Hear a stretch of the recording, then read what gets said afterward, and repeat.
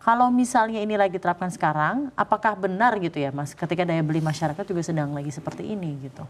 Ya ini tentu adalah program jangka panjang sih, tidak untuk jangka pendek sekarang. Karena kita perlu ingat bahwa sekarang pemerintah pun lagi sedang menyiapkan infrastruktur yang disebut Koperasi Desa Merah Putih. Inilah yang saya duga bakal menjadi instrumen penting nanti untuk bagian dari rantai distribusi LPG 3 kilo.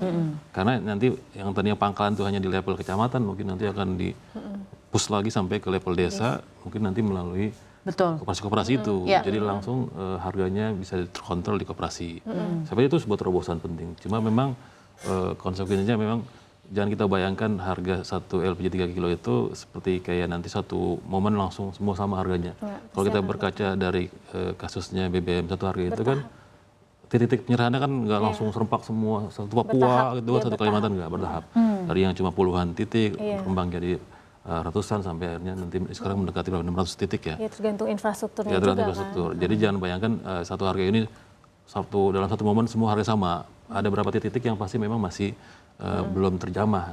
Artinya nanti masih ada pengecer-pengecer. Nah ini saya pikir perlulah peran pemerintah tidak hanya pakai pendekatan menyiapkan infrastruktur seperti LPG, tapi bagaimana menyiapkan kayak semacam daerah-daerah desa-desa mandiri energi. Jadi daerah-daerah potensi desa itu yang dia memang jauh banget dari pusat-pusat distribusi, ya dia manfaatkan energi sekitar. Diversifikasi energi, local wisdomnya, memanfaatkan local wisdom sumber energi di daerah itu sendiri. Kayak biogas gitu kan. Saya daerah peternakan yang ada banyak sapi, ataupun bisa pakai biogas. Dan itu sebenarnya udah di beberapa desa tertentu memang sudah diterapkan, dan itu lumayan, itu kayak bisa menggantikan LPG juga biogas. Jadi saya menarik ini. ada paralel harus ada program-program kayak gitu ya, regardless hanya distribusi saja. Jadi nggak bergantung pada satu komoditas doang. Saya dapat info barusan dari ini bahwa Pak Prabowo sedang menyiapkan instruksi presiden soal percepatan untuk kawasan-kawasan daerah mandiri pangan dan energi.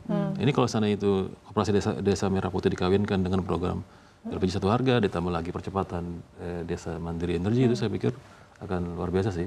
Iya, kita harapkannya jadi memang ada program-program paralel yang juga somehow mengurangi dependensi terhadap harga-harga barang bersubsidi esensial seperti LPG 3 kg. Apalagi ini LPG ini impor loh, masih kebanyakan. Hampir 90% ya? Benar. Iya, masih 6, kita kebutuhan kita sekitar 8 juta ton per tahun, impornya mungkin lebih dari 6 juta ton. Tapi somehow ya LPG 3 kg ini ya, kalau kita ingat ya Mas Gong, Mbak Wilda, ini kan sebenarnya banyak banget momok masalahnya. Ini kan karena kita ketahui ya ini program yang disubsidi.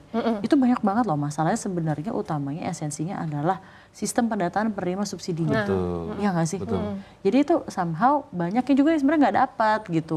Nah sebenarnya hal-hal kayak gini, pemerataan satu harga ini juga sebenarnya harus dibarengin, diiringi dengan perbaikan sistem pendataan penerima subsidi. Jadi memang ada paralelnya tadi seperti yang kalau dari Mas Gongong bilang desa mandiri energi gitu ya.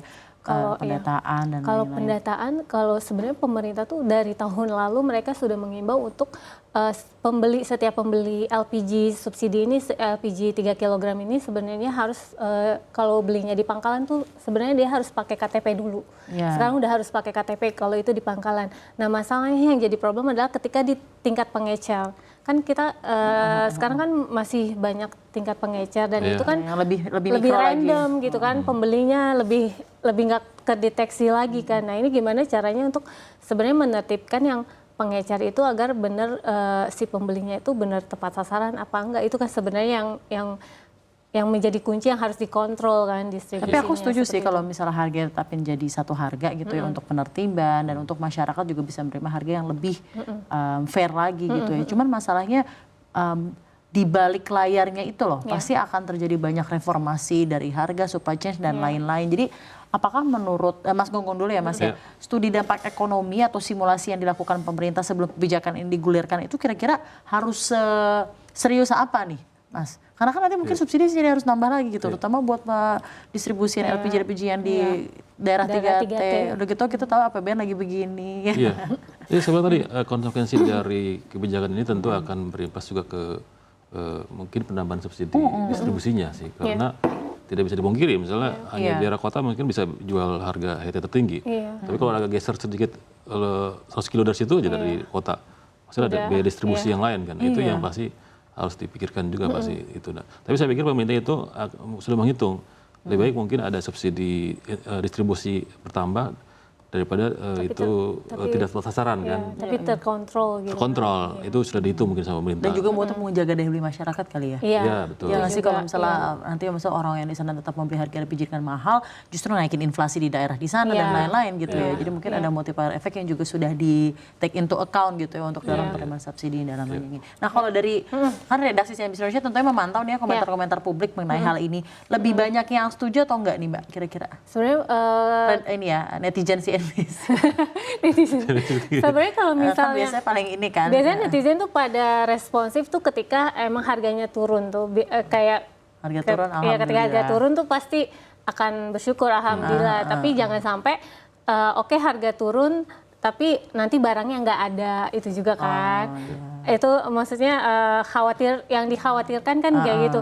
Ya satu harga, tapi gue mau beli nggak ada, gimana nih katanya harganya turun tapi kok nggak ada barangnya, jangan sampai kayak gitu. Itu juga yang salah satu jadi kekhawatiran netizen juga. Terus kan ya biasanya netizen kadang suzon duluan gitu kan, maksudnya ada apa nih, maksudnya oke ini positif, ini baik, tapi jangan sampai nanti ujungnya tadi ada kelangkaan lah atau apalah kayak gitu. Kalaupun tadi misalnya ada pengetatan pendistribusian, jangan sampai kayak sampai harganya nanti bagus tapi nanti malah langka. Iya, jangan sampai kayak yang Jadi ada kemarin, indikator-indikatornya harus dicek boxnya juga harus banyak gitu ya. Nah kalau dari Mas Gongong nggak sendiri bisa nih, Mas. tiba-tiba juga kan kemarin Februari langsung Iya, kalau saya sih- stop Iya, semuanya, langsung nggak ada. stop Nah, itu kan semua. Iya, jadi panik. benar-benar. Ini sih implementasi di lapangan benar-benar diawasi ketat. Karena gini, misalnya dalam kasus misalnya sekarang yang bergulir sekarang, ketika dari pengecer ke pangkalan beli, itu misalnya pedagang pengecer dia punya stok tabung 20. Mungkin kan dia harus wajib pakai KTP kan. Iya. Sekarang mah ada aja berapa kasus yang memang akhirnya nggak pakai KTP juga gitu. Iya, iya. Artinya yang kayak gitu-gitu juga yang dari mulai kecil itu tetap diawasi. Jangan sampai pembiaran itu akhirnya jadi memicu Sama tidak tertiban. ada gitu. satu lagi concern sih sebenarnya, ketika yang satu harga kan berarti otomatis nih harganya akan lebih murah nih. Iya. LPG 3 kg lebih murah dibandingkan kita masih ada LPG yang non subsidi 5,5 kg sama 12 kg, dan itu rata-rata yang 5,5 harganya udah 100 ribuan juga, yang 12 kilo udah di atas 200 ribu. Nah ini kan gap, sedangkan ini LPG satu harga itu harganya murah banget kan, jauh banget. Nah ini gimana antisipasi pemerintah ini jangan sampai ada oplosan nih. Iya, itu juga. Itu sih yang akan jadi concern. Jadi karena sebenarnya regulasi ini bentuk-bentuk implementasi harus begitu diawasi, sama yang kayak the after effect of the implementation ya. soalnya Akan ada masih baik celah-celah juga benar, gitu karena ya. disparitas harga. Karena ini produknya banyak, ada 3 kg ya, mungkin 12 kg, dan itu harganya beda-beda, dan itu harganya jauh. Dan nah itu sih yang dikhawatirkan.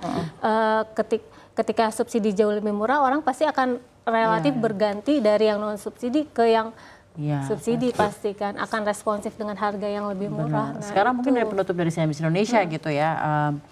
Kalau memang kita bicara satu harga demi keadilan sosial dan kemerataan akses untuk seluruh masyarakat yang menjadi consumer LPG, apa indikator keberhasilannya? Mbak Wilda dulu, terus Mas Gongong deh, gimana? Indikator keberhasilan ya warga bisa dibilang cukup happy lah ya, misalnya menerima benar-benar sampai warga itu benar-benar menerima yang dibilang satu harga itu. Tapi di sisi lain juga tidak ada kebocoran lah, kelangkaan kayak gitu-gitu sih. Tidak ada kebocoran dan warga benar-benar bisa menerimanya dengan mudah. Oke, kalau dari Mas Gongong gimana Mas indikator keberhasilannya? Mungkin ini juga bisa didengar gitu Ya, loh. setiap tahun kan kita punya perencanaan APBN kan. Soal misalnya subsidi LPG 3 kilo itu berapa? 2025 ini kan 69 triliun ya. Nah dari situ nanti, apakah nanti setelah nanti ada satu harga ini, apakah subsidi itu malah makin bengkak atau makin mengecil? Nah ini yang perlu diperhatikan juga gitu. Kalau memang mengecil ya justru bagus, dan masyarakat dapat harga yang bagus. Tapi biasanya kan gitu. Akan naik terus ya, namanya subsidi, karena volumenya akan bertambah pasti terus. Gitu. Tapi itu yang perlu juga jadi indikator sih. Apakah subsidi yang sudah dialokasikan itu makin bengkak, makin besar banget, atau justru ya sesuai dengan proyeksi pemerintah sih gitu sih.